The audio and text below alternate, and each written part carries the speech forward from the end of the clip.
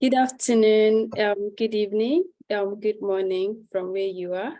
My name is Uduak Akpanedet, and I would like to welcome you to the our audience and speaker to the IEEE UK and Ireland Women in Engineering Ambassadors Program Early Career Talk. So I would like to invite Dr. Nagham to open this webinar talk. Over to you, Dr. Nagham. Thank you, Uduak. Hi, I'm Dr. Nagham Saeed, the IEEE Women in Engineering United Kingdom and Ireland Chair. I'm also the Early Women in Engineering Professionals Lead and the Ambassadors Network Lead. Our activities aim to create a culture of diversity and inclusion and not only promote women in technology. We work together to improve early professions outreach. We want to reach out to engineering and computing undergraduate and postgraduate students and support them as much as we can. I would like to thank and welcome everyone joining for the 8th Early Career Talks webinar organized by the Ambassador team. A warm welcome to all our speakers and our audience from all over the world. And I always consider this as a unique experience to witness short talks about the recent development in technology and research in the industry and academia. Today's talks tackle different technical subjects. We've got the hyperspectral imaging, intelligent robotic system, power system dynamics, and cognitive systems. I'm looking forward to listening to today's talk and discussion. Back to you, Uduak. Thank you so much, Dr. Nagham. Okay. So I would like to mention that the presentation recording will be broadcast on the IEEE UK and Ireland section website and the IEEE Women in Engineering UK and Ireland Ambassadors YouTube. After each presentation, the audience will have the opportunity to ask their questions, 3 to 5 minutes. And please provide your email. We will also share feedback at the end, feedback form at the end. Please provide your email in the evaluation form if you want to receive e-certificate, which should be within 4 days after this event. Before we start, here are some housekeeping notes. You will notice that you are muted and you can use the camera. But if you have questions that occur to you during the talk and you don't want to lose track of that, please do well to type in the Q&A. The chat session, it's logged, so you'll be able to use the Q&A chat box and we can address those at the end of the presentation. And so now I will hand over to the first speaker, who is going to take us through. Over to you. Yeah. Okay, thank you for the introduction, and I guess I will start by sharing my screen. Yes, please. Okay, can you see my screen? Yes. Just That's great. That's great. Okay, so hello everyone. My name is Nour. I am a PhD student at the University of Strathclyde. I'm also a research assistant at Mohammed bin Rashid Space Center, based at the University of Dubai. And my talk will be about the spatial enhancement of hyperspectral imagery. This is the outline of my talk. So at first I will start with a little bio of myself, just a little background. So I have a bachelor in computer engineering and a master in electrical and computer engineering, both from Khalifa University in the UAE. The master is specialized in high ISO image denoising and quantum image processing. Prior to my work at the Mohammed bin Rashid Space Center, I had a variety of experiences between web UI UX development and also as a teaching assistant. So let's start by explaining what are hyperspectral images exactly. Hyperspectral imagery is one of the main applications of the principles of optical spectroscopy, which gathers data from hundreds of continuous narrow bands of the electromagnetic spectrum, including visible light, near infrared, shortwave, infrared also. As opposed to the conventional multispectral images, this produces a 3D spatial and spectral depiction of the scene being captured, known as hypercube. So in terms of image resolution, it is stated that hyperspectral images have high spectral resolution, and therefore they are capable of assigning a unique spectral signature to each spatial pixel of an object depending on its light reflectance, which eases object detection tasks. And thanks to this unique capability, hyperspectral imagery provide advantage over multispectral ones, and it is therefore frequently employed in a wide range of applications, including but not limited to remote sensing and healthcare. However, this high spectral resolution comes at a cost. Sensors suffer from a trade-off that makes them capture images either with high spectral resolution or with high spatial resolution. So even though hyperspectral images are powerful, this trade-off puts a limitation on it and hinders using them to their full potential.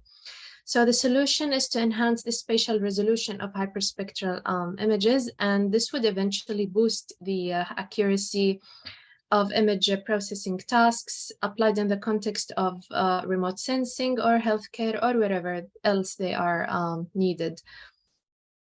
And we can achieve this in two main ways: fusion and single image super resolution. Each one of these methods has its own advantages and disadvantages.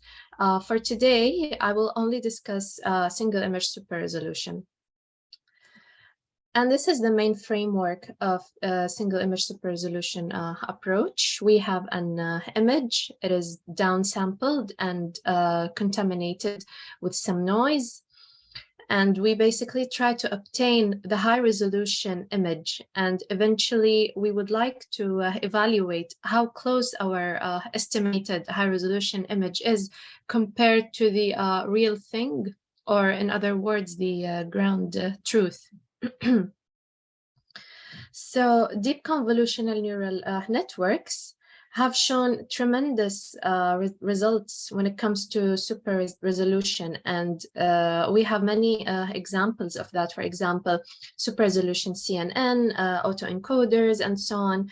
But all of these networks operate in 2D, and hyperspectral images are cube. We need to preserve their spectral identity, or in technical terms, spectral signature.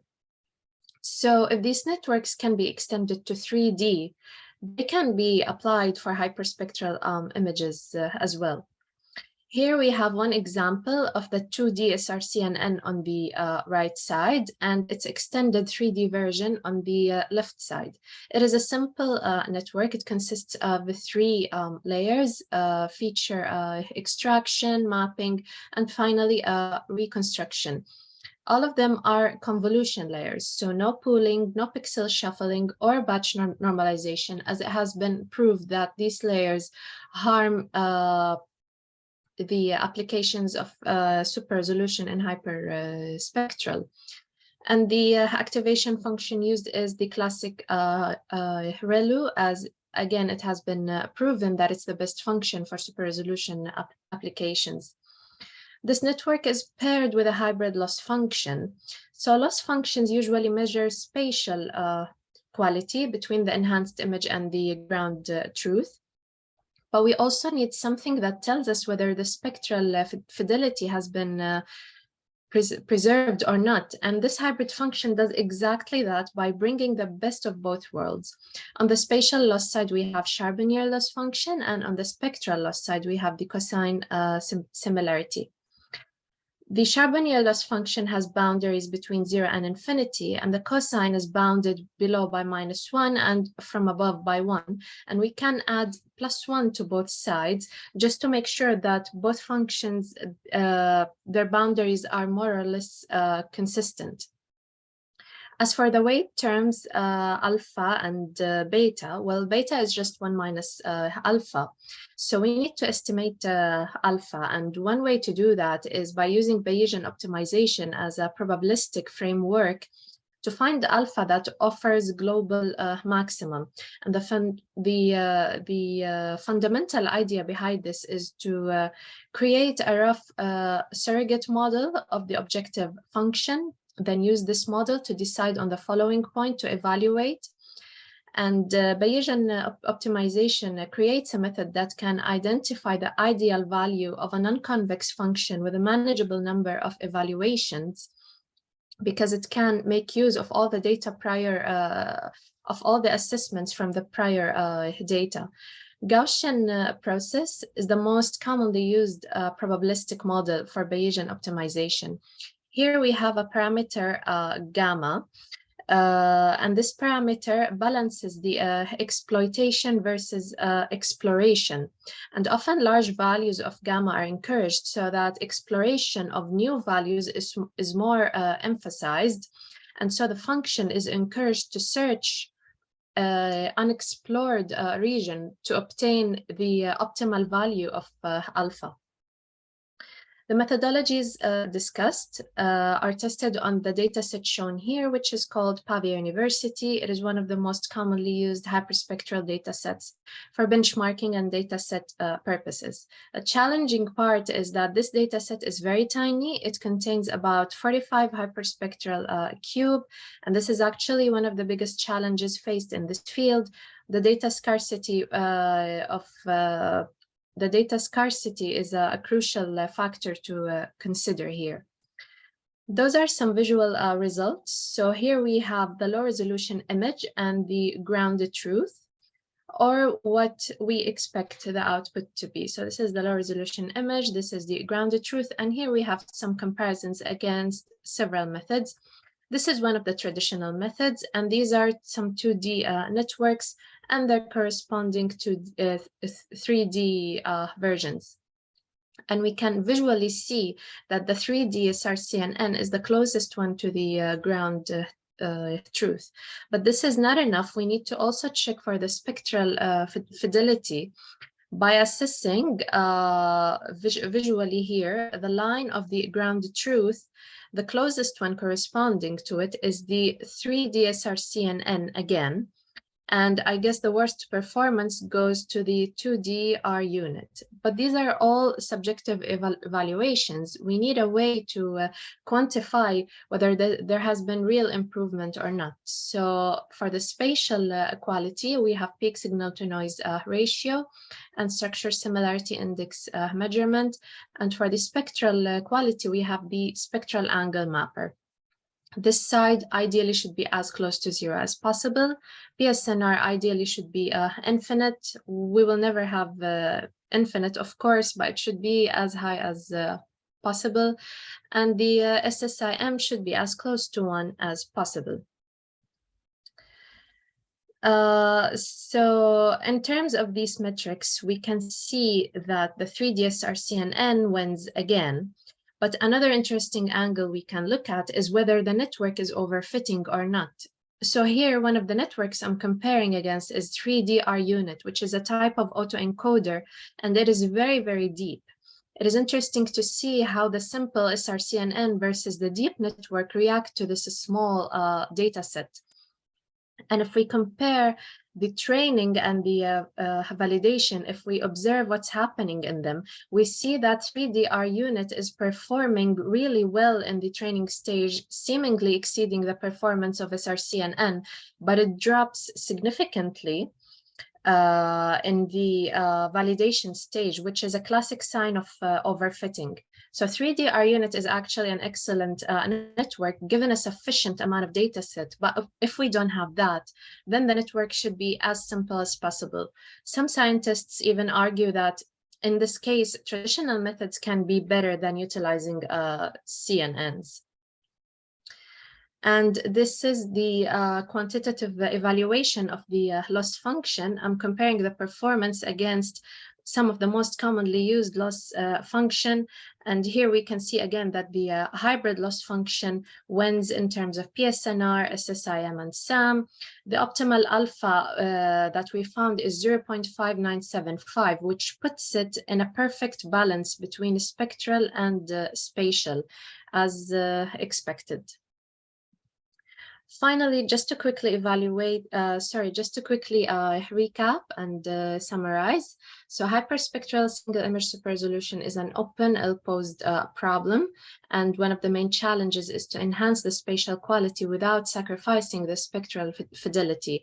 One way to do that is by using 3D CNNs, but one problem that must be kept in mind is the data scarcity, which can easily cause vanishing gradient and overfitting depending on the depth of the network.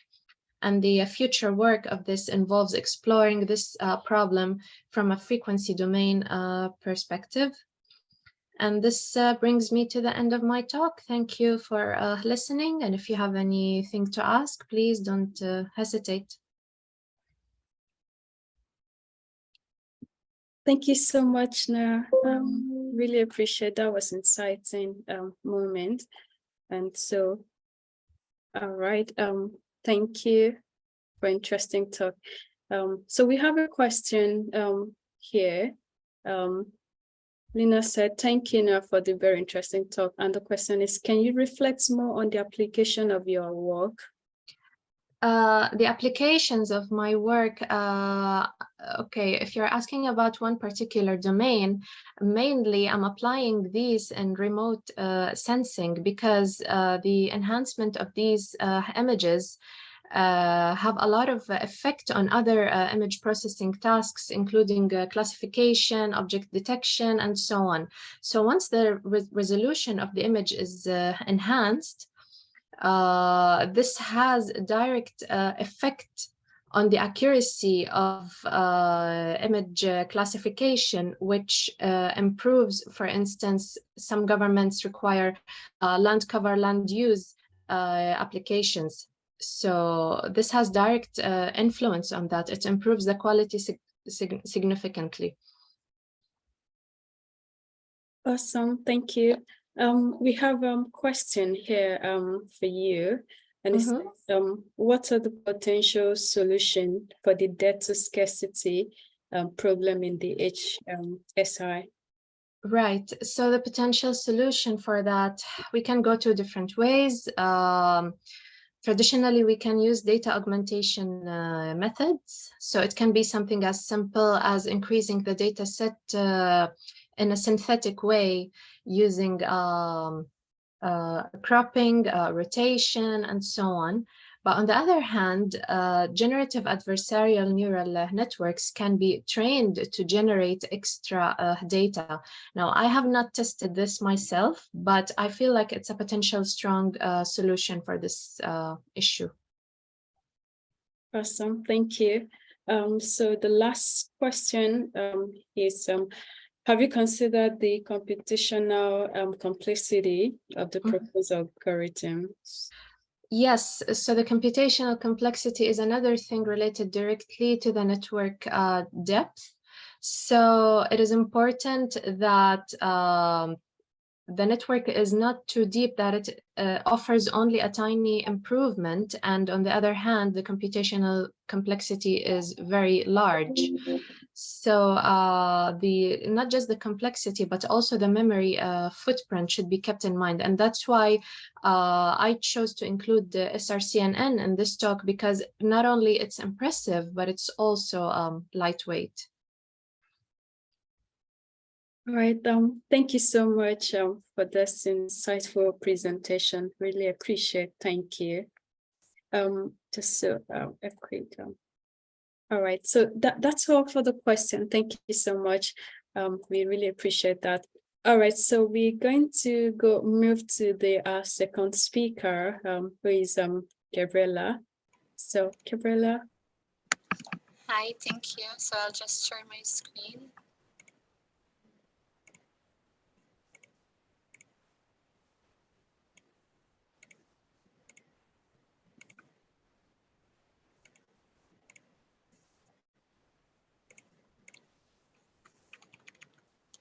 Hi, can you see my slides? Yes, can see. Okay, excellent. So thank you for joining this presentation. So I'm Gabriella Pizzuto, and I work at the University of Liverpool, where we work with robotic systems in laboratory environments, specifically for material discovery. And today I will be sharing some of our work within this field, and particularly highlighting what I think is the role of using intelligent robotic systems in laboratories. So I would like to start my presentation with a short introduction to myself. So I did my bachelor's back in Malta in electrical and electronics engineering. And then I moved to the UK where I have been for the past 8 years. I have done my MSc in computation neuroscience and cognitive robotics, where I started working in the field of robotics at the University of Birmingham. Then I moved to the University of Manchester, where I did my PhD in computer science, where I was working on using this ICAP humanoid robot, and I was particularly interested in looking at vision and language integration to improve the capabilities of the robot from a developmental robotics perspective. Then I moved to the University of Edinburgh, particularly at the Edinburgh Centre for Robotics, where I was a postdoc in robotics until 2021. And then I moved to Liverpool, where I am currently a senior researcher on an ERC Synergy grant, and I will be starting my own group in the fall. And in Liverpool, I am particularly interested in exploring how we can use robots intelligently in labs, so we can see different robotic systems that we have here. So why do I think it's really important to consider using robotic systems in laboratory environments, and particular, why should we look into using general purpose robotics? So traditionally, scientists in laboratories have been doing everything manually, and this makes it very challenging for robotics because the tasks require a high level of dexterity, and also these are non-trivial and still an open challenge in robotics. So if we look at these examples that we have from our scientists in the lab, we know that our chemists weigh out samples, they pour solvents, measure solvents, and another non-trivial task is they look at a sample and understand what's going on. And again, this requires using tools that are very hard to grasp with robotic systems, materials and objects that might not be rigid bodies, so they might be powders, they might be liquids, and so on. So this is all quite challenging from using automation and robotics. And traditionally, I like to see it as that we have traditionally been using systems and automation systems that are designed for a single purpose. So if we think about our household, so if we use this analogy that everyone is familiar with, we have washing machines, and these are very good at doing one particular task, washing clothes. But what we would really like to have in our houses is a general purpose robot that is able to tidy the house, clean up the house, and also load the washing machine, load the dishwasher, and so on. And I think this is also very similar to what we envision in our labs. So traditionally we have used these automated platforms like the ChemSpeed, which are really good at doing single tasks like dispensing molecules, dispensing solvents, and so on. But what we would really like to do is we have a laboratory environment that can be used by humans, can also be used by robots, because we really don't have the space to design a facility just for robotic systems. So what we are doing here uniquely at the University of Liverpool is we have general purpose robots that are able to be deployed in human environments, interact with instruments that are traditionally used by humans, and carry out long-term experiments. And one particular research direction that I am working on is how can we have our robots equipped with the same level of skill that humans have. And why do I think this is really important and useful? So for example, chemists synthesize different molecules, and you can see the crystals over here. These are the same molecules, and it takes a lot of time. It's very expensive to synthesize. So we want to be able to maximize the powder transfer for analysis.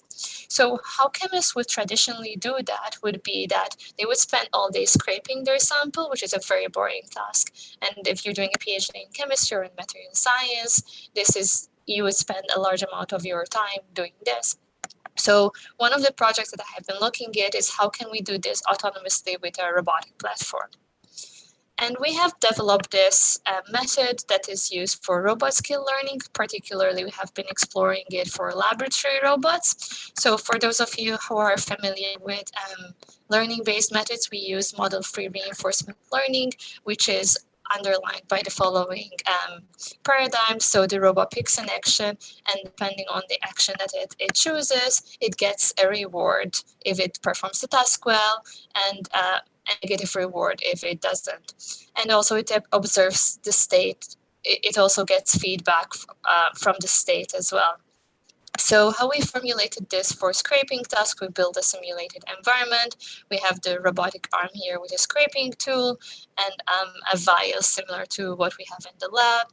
And we formulate this problem as that the reward function being to maximize the goal starting from the start position to the end goal. So we want to maximize the amount of distance covered. We also, because if we want to scrape the powder from the vial, we also want to maximize the contact with the inside of the vial. So this is the second part. And also we don't want the robot to push the vial on the floor. So this is also encapsulated in the reward. And we explore this using different algorithms. So we use the SAC and TQC. And here you can see that the success rate is around 85% in simulation environment. But another thing that we explored in this work was the idea of building a curriculum. So the idea here is that if the robot if we change the start pose of the robot, it will make it harder to complete the task because we're really navigating in a space where you need to be in contact and no contact. So how we built the curriculum was to start with an easier task. So the first task was the start pose was close to the mouth of the vial, and then train on that task, and then gradually make it harder. So then it gradually increased the start pose, and we realized that having this curriculum really helped the robot learn the task better. So then, of course, it's all exciting to do it in simulation, but we wanted to transfer this on the real robot. So I'll show a video of how we achieve this. So in this task, the robot picks up the scraper, inserts the scraper into the vial, and starts scraping the powder on the wall of the vials.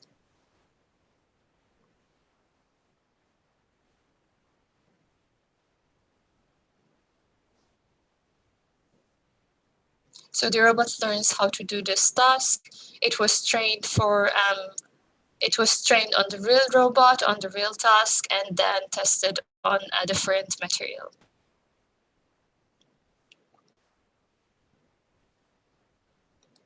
And how the robot carries out the task, because traditionally how humans would do it, he would have the tool in one hand and rotating the vial in the other hand. But since the robot has one arm, we kept the vial in the same place, and then the robot needs to remove the tool, turn around the vial, and then insert it. So that's one of the reasons why it's relatively slower. But ideally, you would have like an actuation system as well that we're working on, where the vial would rotate on its own, or you would have another robotic arm just to rotate the vial.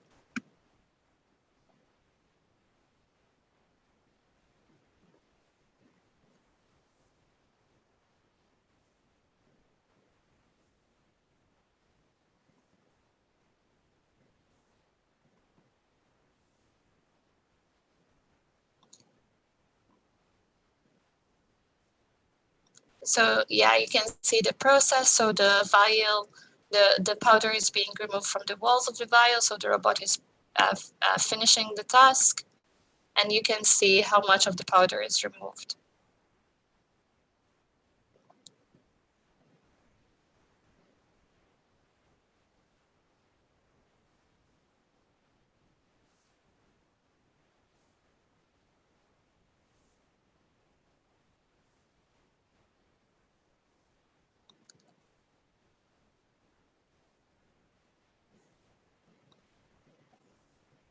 And then finally, we get to see the regions of the vial as it is scraping the vial.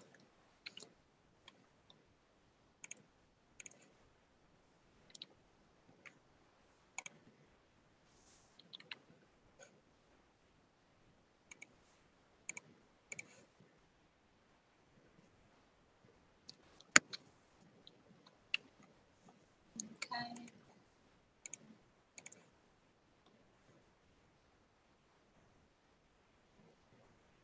So there seems to be a minor technical issue. So I will just, okay, so I will just show maybe the next video.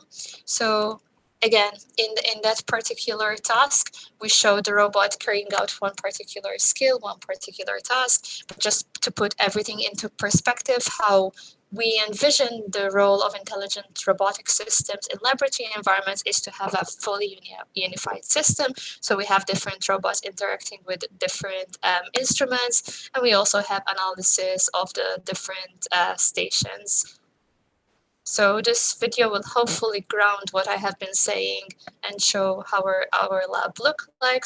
So in one of the first tasks is solubility screening. So in here we have the idea of solubility screening is that you start dispensing solids, solvents, and then mixing them, and then you analyze the reaction. And here you can see what are the tasks, what are the skills that we need to have our robots be capable of when they're working in laboratory environments.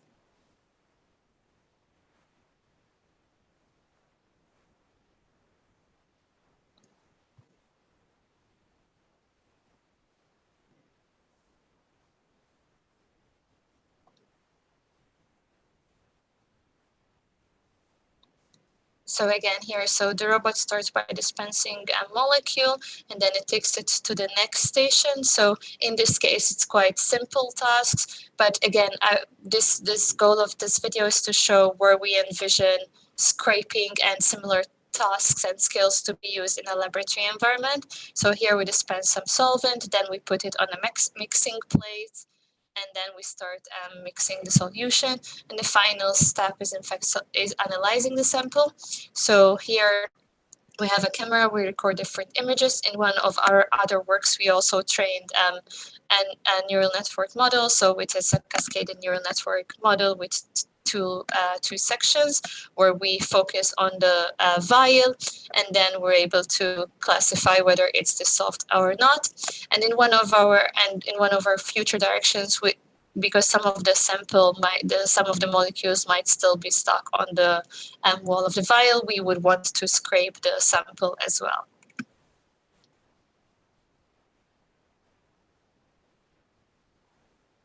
So again, crystallization is another important process in laboratories.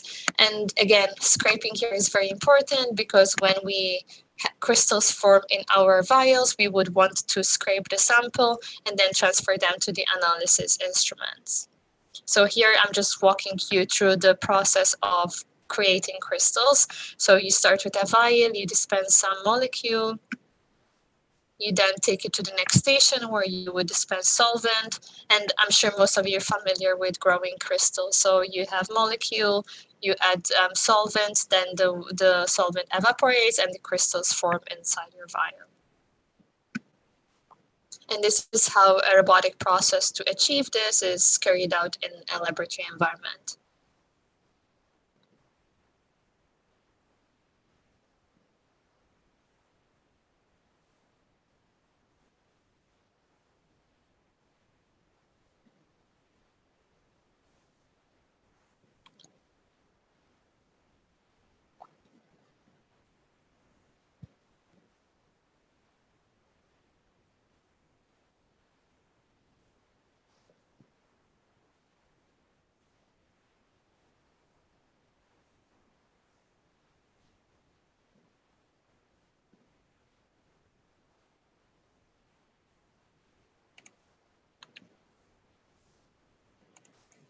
Okay, and then to wrap up my slides, so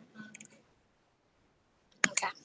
So I hope that from my videos and my explanation, I managed to show you how we are building closed loop robotic scientists, how we are having to deal with challenges related to having these systems robust, and we're achieving this through learning-based methods like the ones I have showed for scraping. And again, we are trying in this line of research, we have to work with different robotic platforms. We are trying to solve challenges that are still an open problem in robotics. So what we need to do to achieve this, we need to think about safety and robustness because we want our experiments to run for a long time. We also think about generalization. So I showed 2 examples of workflows that we would have in our lab, but in reality, there are so many more. And again, generalization is a key aspect. We're also dealing with real world laboratory environment conditions. So we need to take into account this. I think intelligence using the underlying technology of cognitive robotics is really important, and we need to move away from traditional laboratory automation by having different levels of intelligence, whether it's through motor skill intelligence or visual analysis. And yeah, so what we are uniquely doing here is that we have bidirectional knowledge transfer between chemists and roboticists, and this is fundamental because we really need to have these expertise on both sides to achieve this success in these complex problems. So some acknowledgements from the team that I work with and also the funding bodies, and I think I can wrap up my slides here.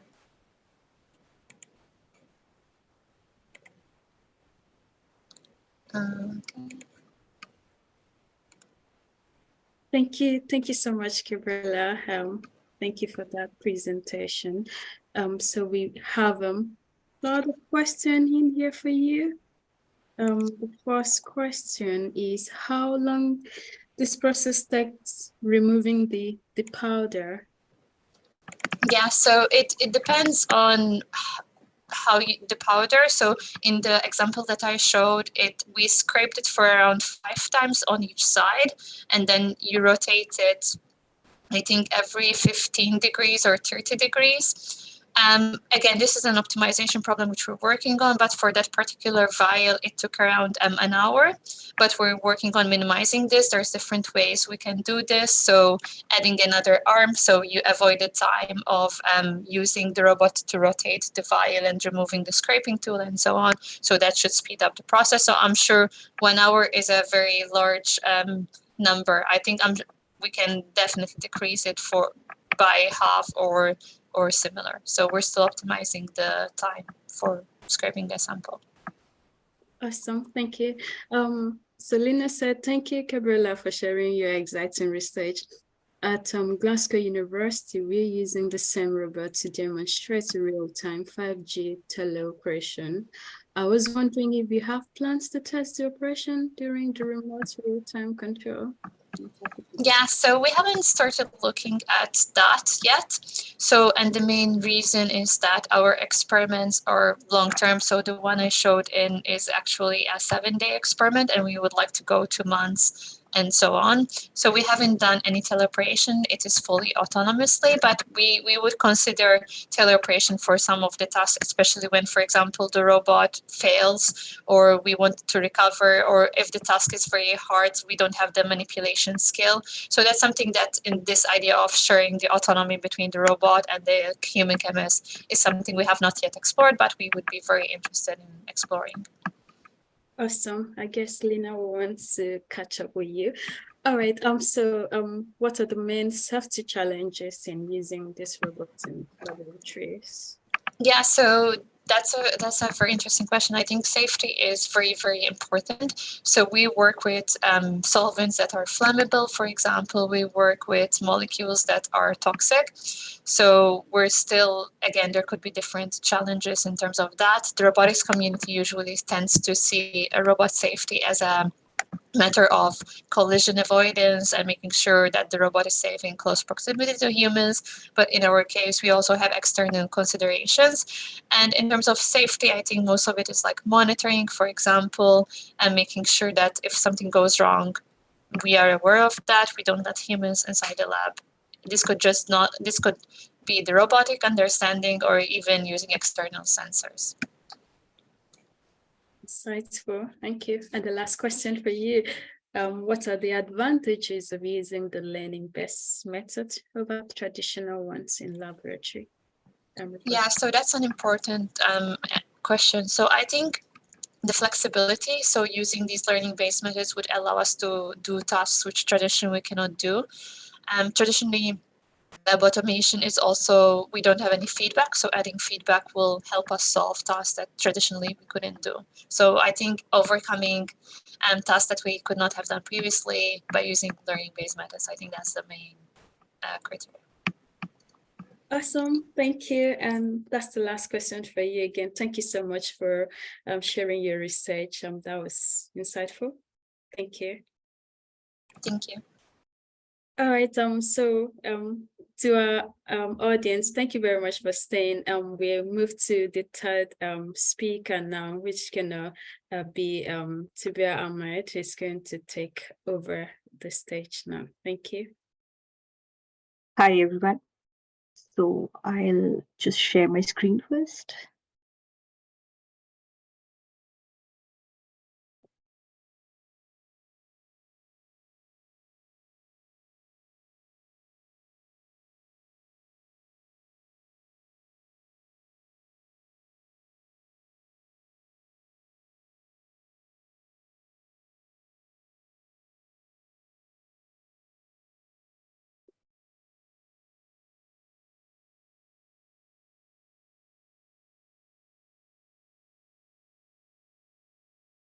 Sorry for the glitch. I'll just.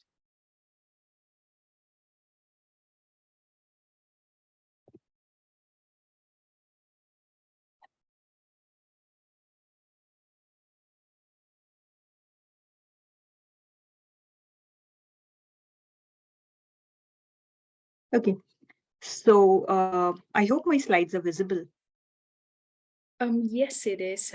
It just there's a black thing at the edge of it, but it's visible. It's all right. Okay.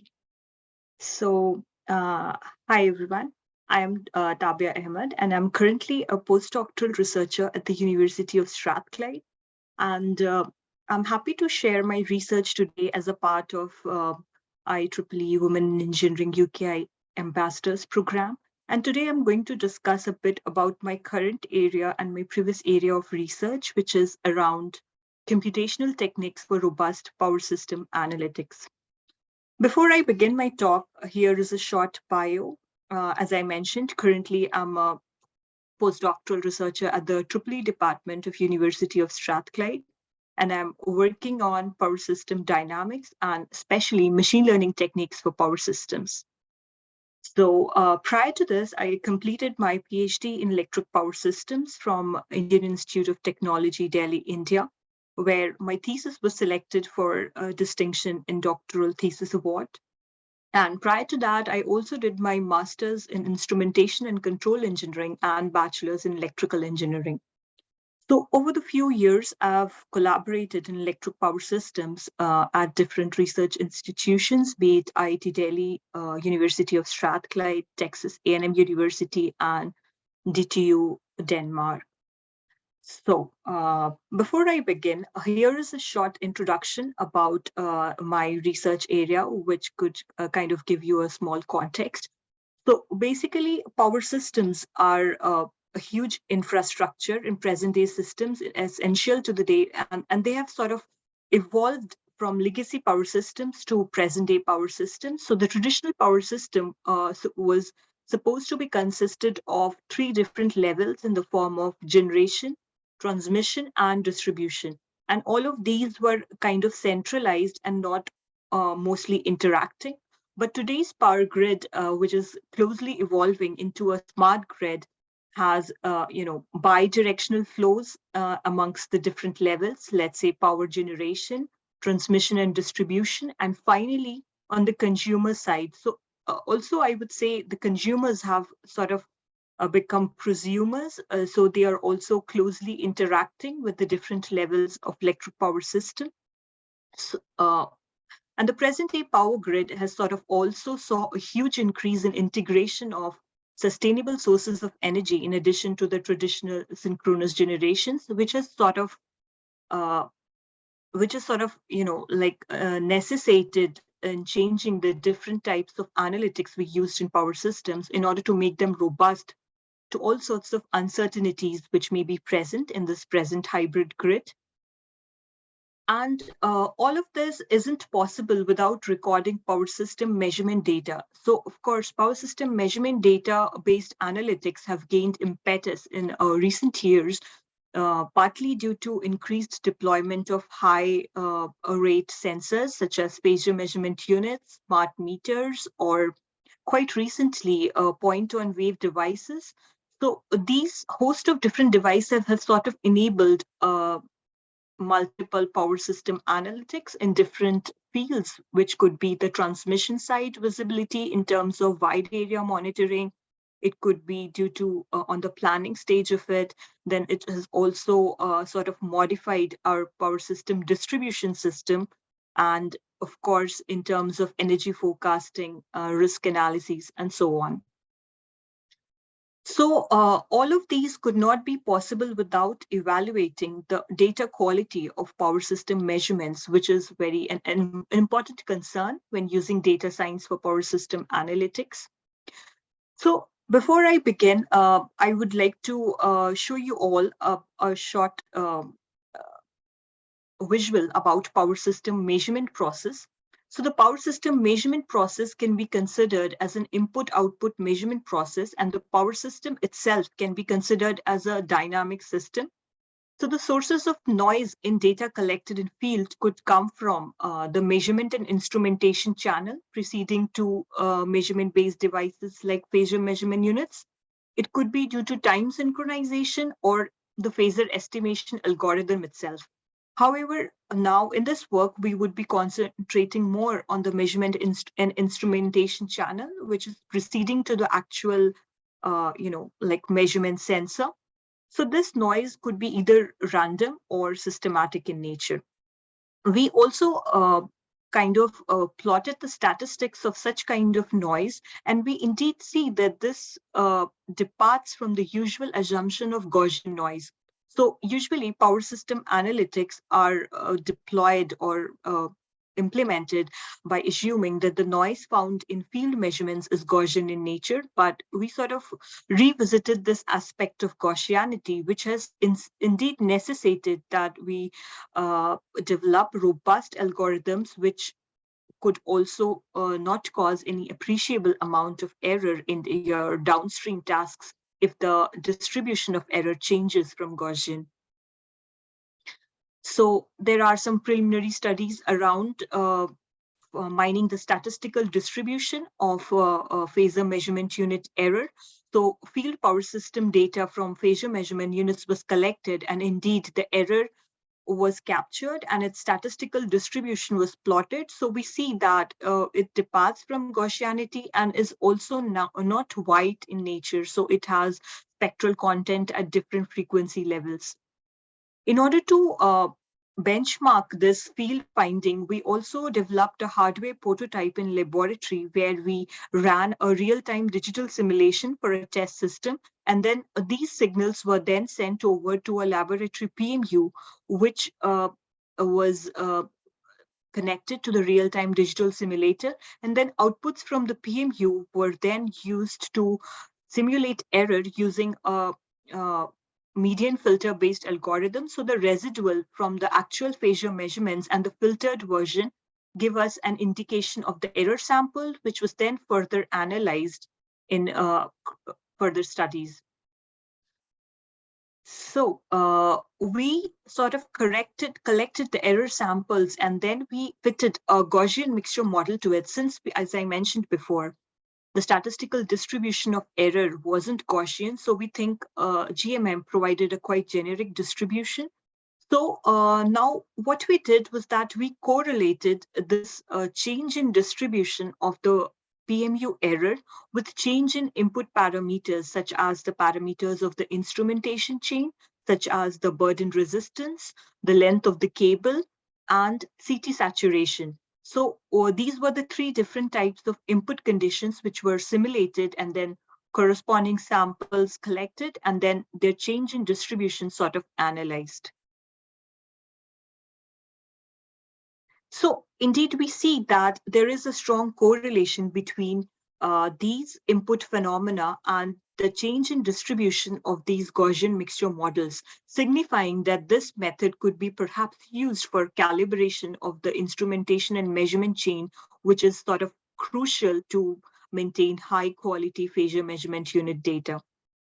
So now, once we have established that the noise model for such a kind of a measurement-based device is indeed not Gaussian, we would now see how this kind of error causes corresponding errors in downstream power system analytics. So one of the important downstream analytic in power system control center is envisioned in a dynamic state estimation. So I would say static state estimation is kind of a routine activity in power system control centers where the power system states are accurately tracked. But it is also envisioned that with increasing, dynamic phenomena in power system, static state estimation isn't that accurate enough to capture the states evolving dynamically, such as rotor speeds or frequencies. So in that case, dynamic state estimation has been developed in order to be hosted in a power system substation.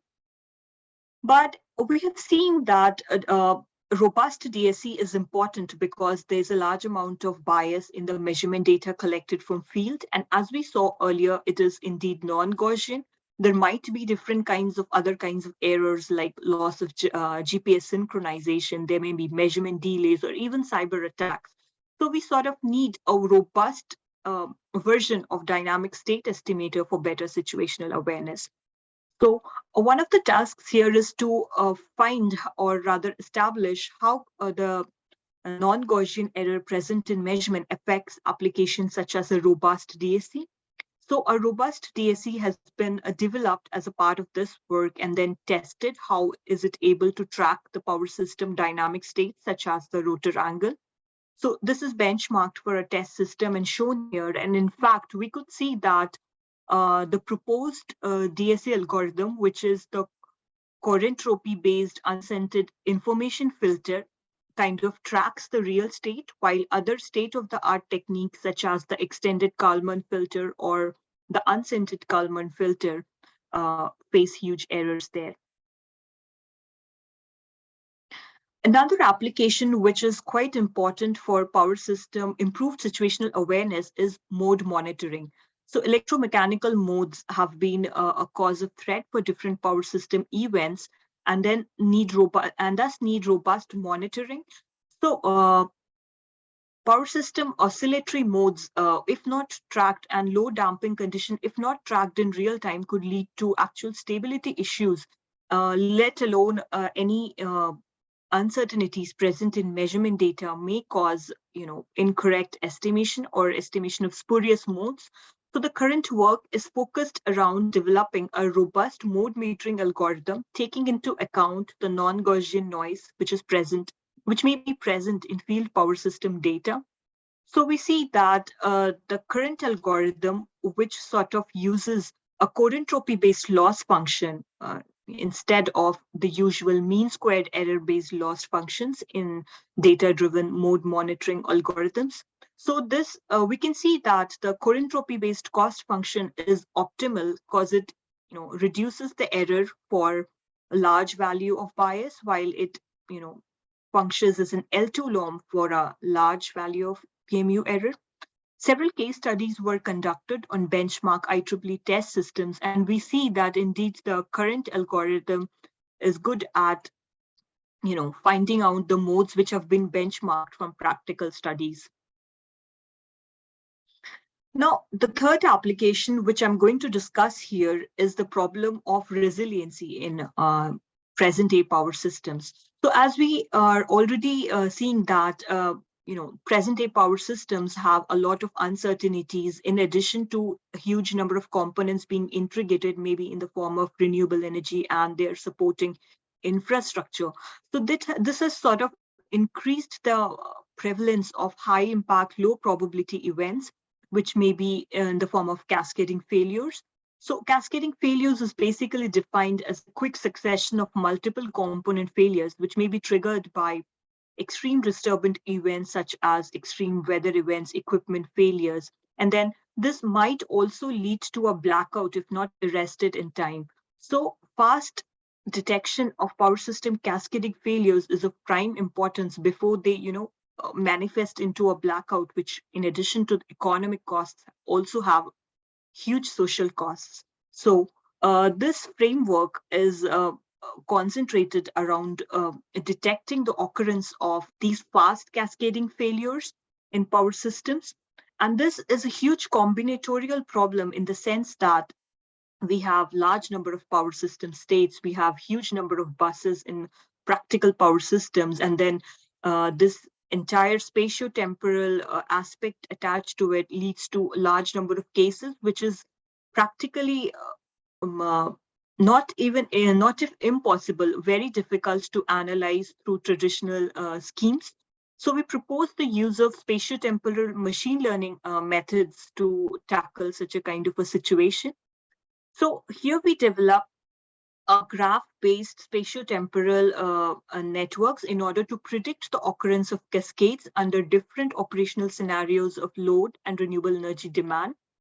So we tested our algorithm, which is based on spatio-temporal graph convolutional networks in the to predict the occurrence of such kind of failures in a hybrid system, which has both synchronous generation as well as wind generation. So the proposed scheme, when tested for predicting the occurrence of cascading failures, has a very high accuracy in addition to precision and recall. So I would say recall is particularly important for power system cascading failures because a false negative would be very detrimental compared to a false positive, and thus mask the occurrence of a catastrophic power system event. So this scheme, which utilizes spatio-temporal correlations, also includes some amount of physics in the form of network topology, is a very interpretable method for detection of power system cascades, thereby enhancing the resiliency and deployment of power, sustainable power systems. So these were a few of the applications of a robust power system analytics, which I've been working on. And then in addition to attaining huge accuracy, the key barrier here is to realize such applications in field is to build trust and confidence into them, because power systems are critical infrastructure. The proposed GMM-based error modeling is especially helpful in synthesizing, PMU measurements of high quality in close conformity with the statistical distribution of field data for further research and testing. Also, robust PMU-based applications can aid in dynamic situational awareness in control centers, and also for targeted control in present-day dynamic power systems.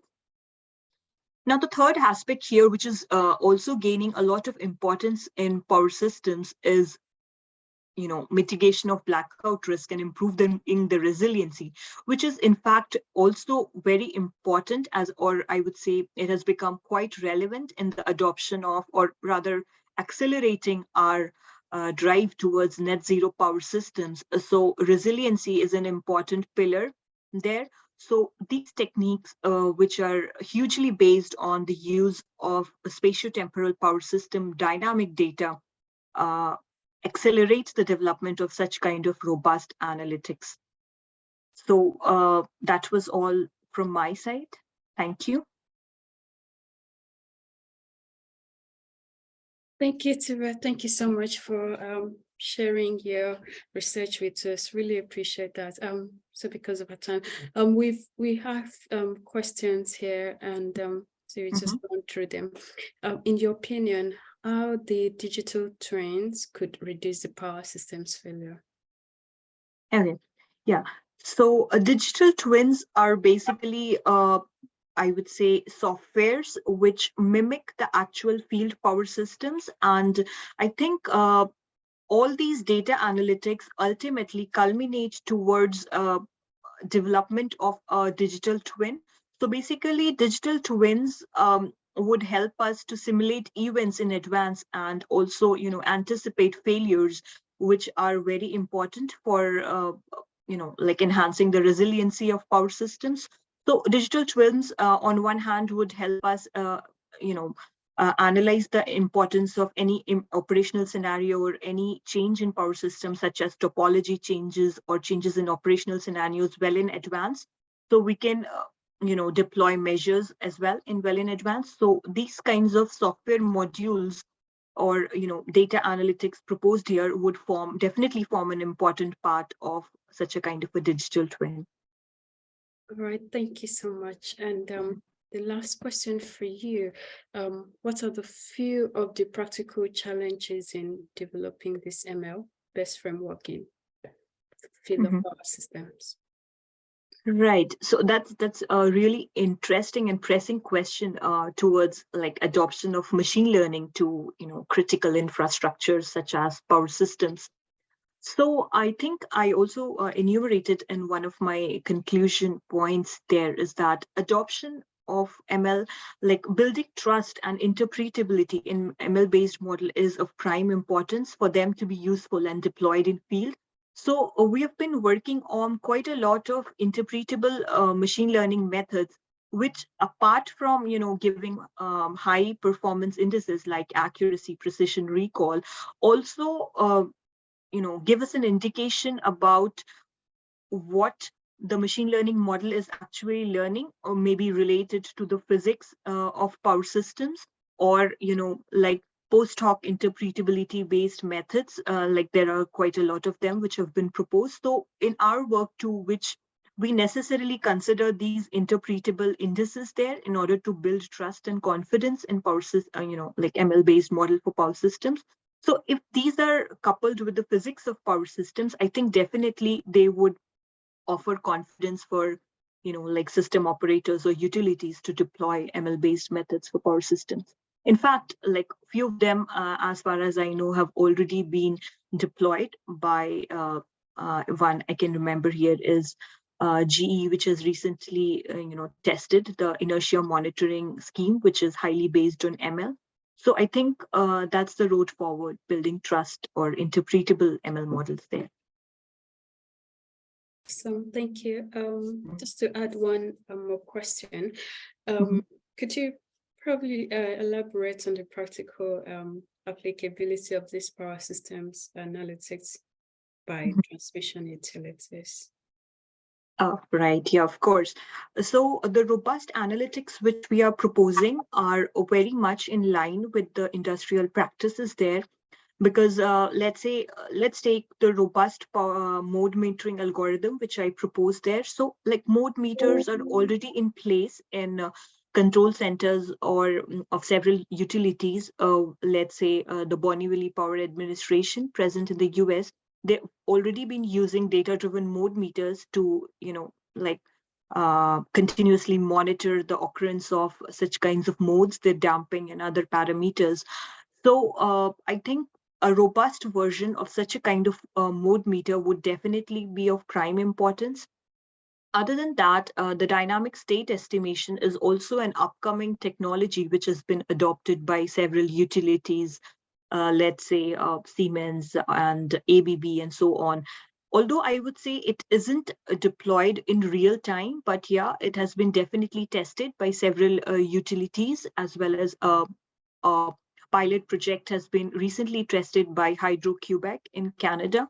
So definitely dynamic state estimators have emerged as I would say a complementary part of state estimation in control state centers when the power systems are moving towards more, like dynamic response and less static behavior due to, of course, introduction of several heterogeneous uncertainties. Yeah. Awesome. Thank you so much.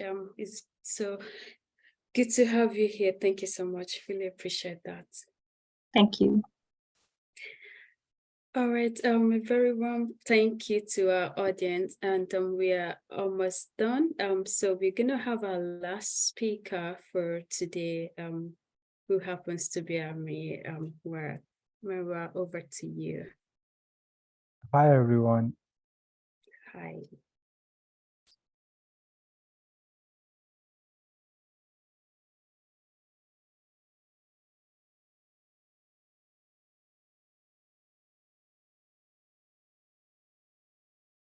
So my name is Anwar, and I'm the doctoral researcher at University of West London. And today I will talk about role of AI in education, especially about the intelligent tutoring systems and sustainable education. So before that, I'd like to introduce myself. So I've done my undergrad in software engineering from City University of Science and IT, Pakistan in 2015. And after that, I've done my master's in software engineering from Berry University, Pakistan. I started my career in 2014 as a software engineer, as a software developer, and I worked in the industry for 5 years. And then I switched to the academia, and it's my 4th year of experience in the academia. And currently I'm working as the lecturer IT at Harrow College, London as well. And on the professional side, I'm the member of the IEEE Computational Intelligence Society as well. So if we look at the AI adaptation currently in the market, so we can classify the AI adaptation in 3 different categories. So one is the high AI adaptation, and the medium one, and on the lower side. So those businesses who are already strongly digitally adopted, so they are currently on the high level of adaptation of AI, and some are on the medium side. And if we look at the education, so education is currently at the low AI adaptation level, and there are certain reasons for that. So the global AI education market, if you look at it, so currently application-wise, the learning platforms, we have different learning platforms. So they have a very big chunk of AI adaptation. And on the second place, we have the intelligent tutoring systems. And then we have the small content and fraud and risk management and the other applications as well. So the global AI market is AI and education market is $1.8 billion, and that's the 2021 figure.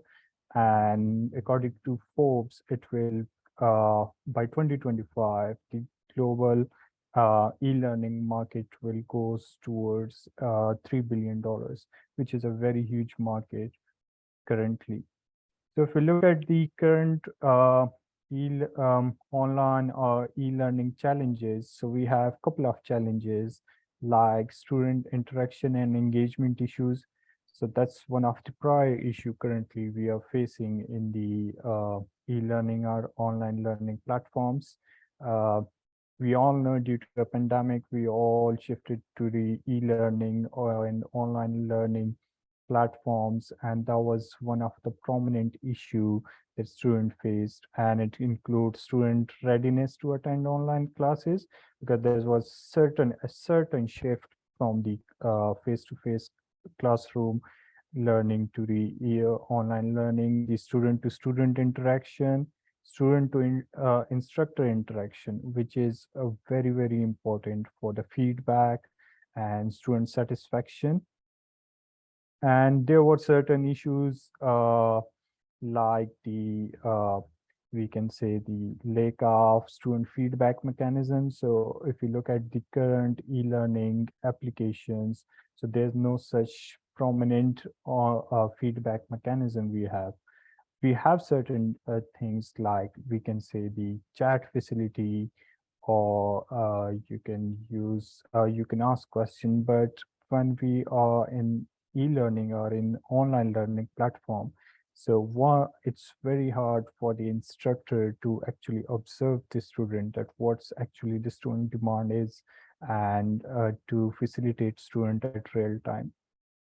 And then we have the online teaching challenges as well, which is changes to faculty role.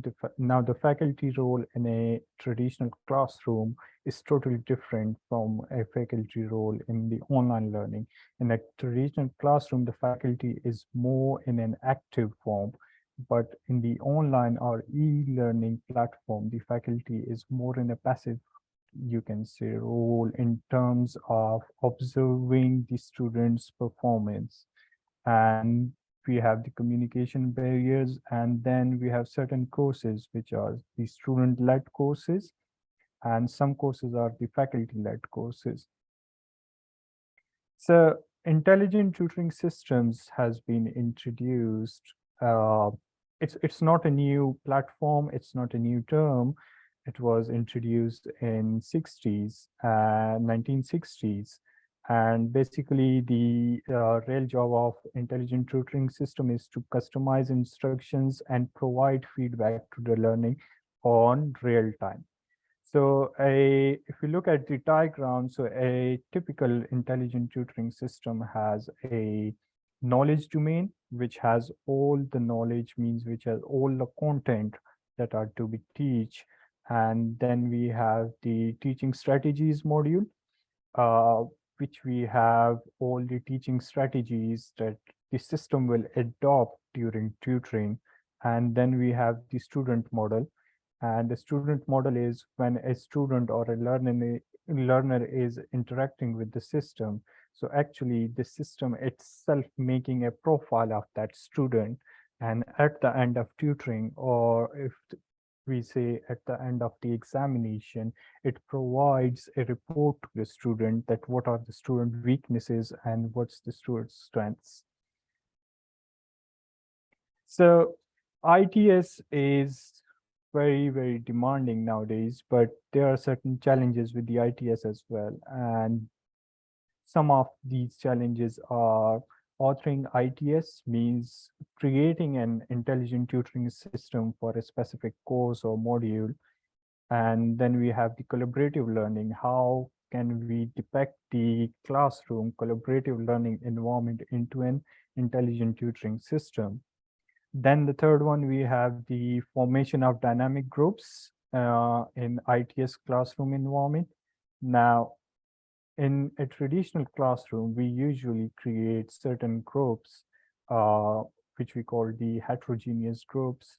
And the basic purpose of making groups is that we want to have students in a balanced learning mechanism, like we have some students with the higher scores, some students with the lowest score, and then we combine them so they can achieve a better results. And the last one is the learner's emotion recognition, detection, and then providing feedback based on the learner's emotions. So the authoring challenges, if we talk about the authoring challenges, is one of the prominent challenge is it requires very highly technical expertise and programming skills for a teacher to actually author an intelligent tutoring system for their course. And it involves complex structures, then modifying an ITS if you want to modify an ITS later on. And then if we talk about the tutoring strategies, so then providing the scaffolding to the learning during the learning mechanism. For example, in a traditional classroom, if a student is not getting something, so then usually a teacher change its teaching strategy during classroom. Now, how to do that in the intelligent tutoring systems, and then the domain independence from basic architecture. So means if you have an intelligent tutoring system, so you can modify it for any other module or for any other course. So for that, to look into these challenges, we have developed an authoring tool for the intelligent tutoring system, and that's basically worked on the combat mechanism, which is component-based authoring tool. So we have different separate components, and then we combine those components into a single system. And the basic reason for developing that into a combat mechanism is if you want to modify one of the components, so it will be very easy for you to modify as compared to modifying the whole system. And then we provided multiple scaffolding techniques to the learner. So if we look at the system, so that's the main dashboard of the system. Now here we have the domain selection. You have the domain, you can select your subject, the topic, and for mathematics, you have the descriptive questions, you have the calculation-based questions. Now we have the expert answer, intermediate answer, nice answer, and the bad answers already available in our system. And if we go to the scaffolding and feedback window, so here we have a question, and from the drop down, the teacher or the instructor just to select the mechanism which they will provide in each iteration. For example, the iteration means if the system asks a question from a student, and the student provided, nice answer, so how the system will respond to the student answer. So what kind of mechanism is required, or what kind of technique you can provide, a scaffolding technique you can provide for the student, so they can get help from that, and then they can answer that question. So, and on the left side, you can see that's the actual ITS tutor that we have tested, that the system is interacting with the student. And if the student provide the answer, which is not an excellent answer, so the system can provide the scaffolding to the student, so the student can look at that and then answer that question. For example, here it has provided as an example, which is we call the example-based scaffolding to the student, that the student can see the example and then answer the question. So then we have tested the system with 48 number of students, and here you can see the single scaffolding tutoring, which means the traditional intelligent tutoring system without the scaffolding, having a single scaffolding technique. So we got the learning gain, which is 1.7, and standard deviation, which is 1.05. And then we compare it with the multiple scaffolding, means our system. And you can see that the mean has been improved with the standard deviation. Then the second issue, which I mentioned earlier, is collaborative environment in intelligent tutoring system. Now, the ITS could be one-to-one interaction, means the system interaction with the student, or it could be collaborative learning, means many students are interacting with a single system. So we have to provide certain interactions in the system, and those interactions are basically in three different, we can say, dimensions. The first level of interaction is the individual learning by learner-tutor interaction, means the system is interacting with the students. So it's basically one-to-one interaction. And it's very important because sometimes the student cannot share certain things with their colleagues. So there should be a one-to-one interaction. Then the second and third level of interaction is many students interaction with the tutor, and the tutor can interact with the many students. So on the left side, that's the ITSCL environment, which is a system we have developed. And here you can see that many students, they are interacting with a single system. And in the collaborative environment, they can share their answer, they can have a chat, they can have discussion with their peers, and then they can provide a collaborative answer to any question asked by the system. And if we see the results, so it has been tested with 28 number of students. And if we look at the learning gain, so for the individual one, that's individual collaborative learning environment, we have the 1.89. And for the collaborative one, that's 2.57. So it means that the students are actually benefiting from the collaborative learning environment where they can discuss their answer with each other, where they can have discussion with each other. The third one is the dynamic group formation in intelligent tutoring systems. Now, we need a dynamic group formation mechanism in the intelligent tutoring systems where we have the classroom environment, but on the other side, we need to divide students into heterogeneous balanced groups so the students can have discussion or interaction with each other using the system, and that will actually improve their learning gain. So for that purpose, if you look at the flow diagram, so we have the individual quiz score. We have conducted a quiz, a small test for students, and then we identified the student learning style.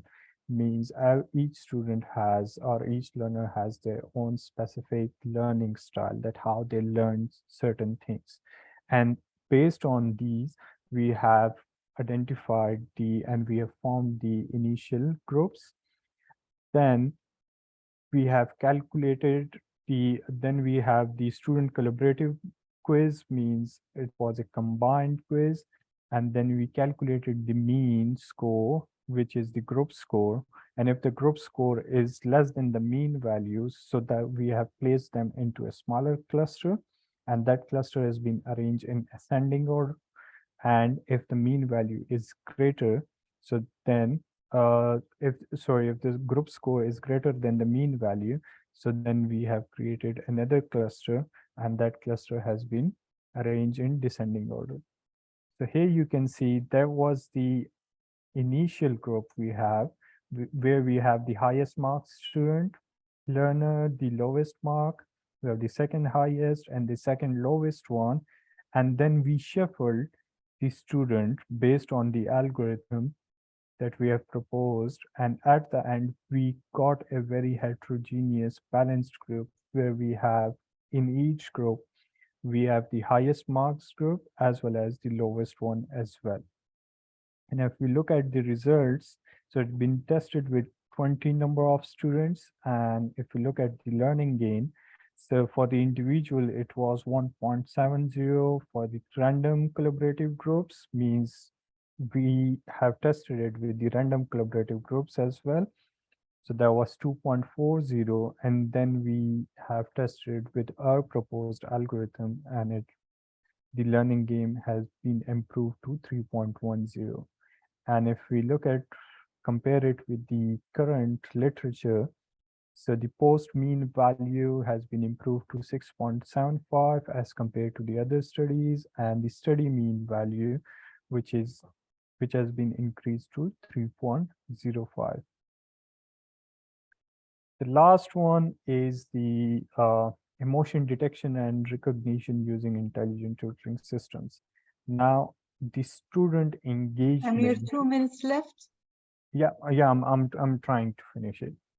So the the student engagement is basically related to the student emotions, and we need an effective mechanism to actually detect and recognize the student emotions, so then we can provide feedback, real-time feedback to the learner. Currently, we have certain student emotion recognition mechanisms, but those mechanisms are not real-time based.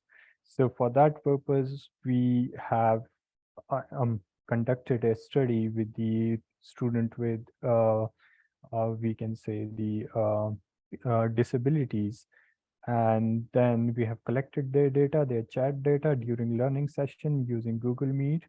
And those chat has been classified into 12 different emotion classes, 6 positive, 6 negative, and they provided real-time feedback to the instructor, and then the instructor provided feedback based on the student emotions.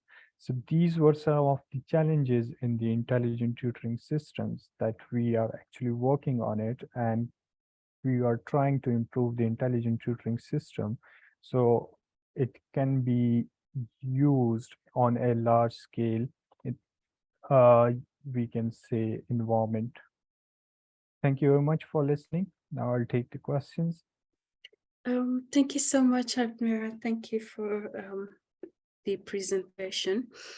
So the question is how the post-COVID period will look with the support of ML and AI.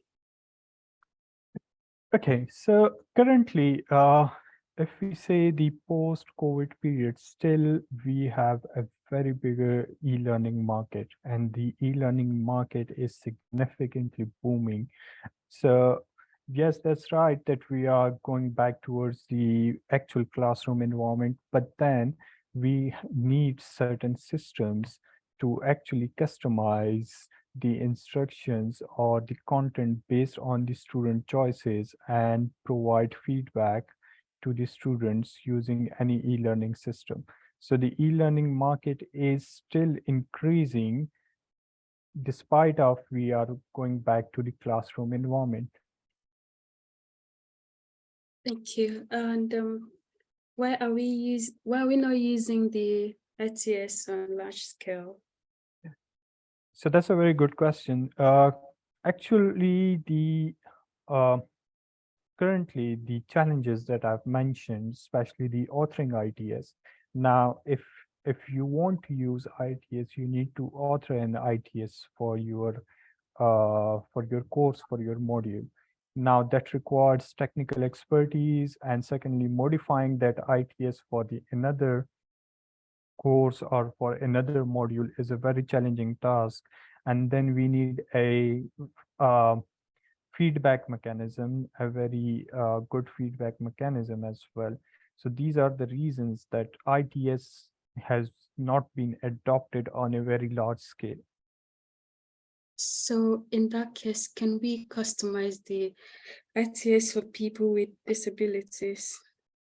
Exactly. So it will be a very big opportunity in that area, that people with disabilities, if they are somehow they are not engaging, or if they are not participating in a classroom environment, there could be many reasons for that.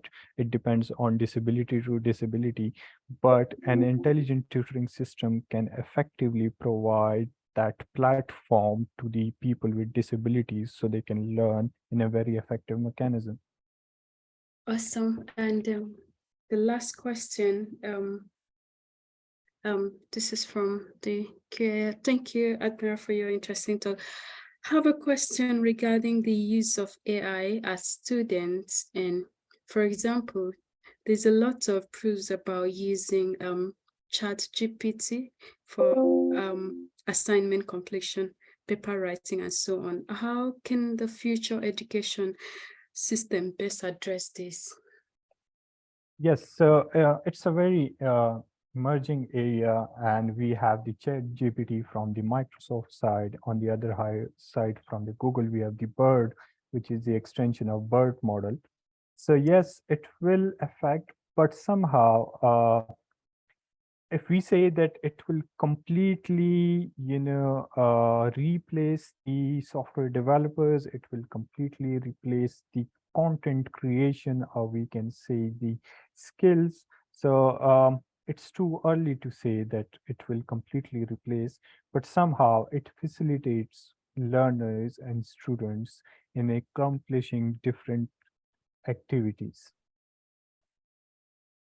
Awesome. Thank you. Thank you so much for that. Really appreciate. I think that's all the question. Thank you very much. Yes. Yes, and thank you so much, our audience, for for attending this. So we're just going to, please don't forget to fill the form, the software form I'm going to put here, and you can just scan it here. Just use your phone to scan, and the link, I'll just put the link in the chat box. So please do well to click, give us feedback. This is going to, we will use that to send you the certificate and also help to deliver better webinars every time. So please do well, just use the phone to scan, it won't stress you, and I'm going to post the link, and do well to click and fill in. I'm going to hand over to our host, Dr. Nagham. Thank you, Uduak. Thank you very much. So I would like to thank our speakers for their amazing presentation. The final year PhD students, Nour Aburaed from Mohammed bin Rashid Space Center Lab, which is based in Dubai, and postdoctoral research Dr. Gabriella Pizzuto at the University of Liverpool, postdoctoral researcher Dr. Tabia Ahmad, University of Strathclyde, Glasgow, and also PhD students, final year PhD students and research assistant Aamir Anwar from University of West London. The talks were really valuable, and I would like also to thank our audience for the active discussions. I would like also to thank the IEEE United Kingdom and Ireland section and the Industrial Internet of Things Research Group at UWL for sponsoring and promoting our events. We are very grateful to all our sponsors, speakers, and attendees. And last but not least, I would like to thank Uduak Akpanedet, the ambassador who helped in organizing this event. We will continue calling for engineers and software developers from the computing side to give technical, inspirational, and empowering sessions, and that will include male and females. And want to highlight that the next early career talks will be in April, and the event for the digital apply will be announced soon. So please keep your eye. Additionally, we are planning for our 2023 IEEE Women in Engineering UK and I Award. That will be in June. So please keep your eye on the IEEE United Kingdom and Ireland session e-notice. So with this, I would like to end this session. Thank you, everyone. Thank you very much.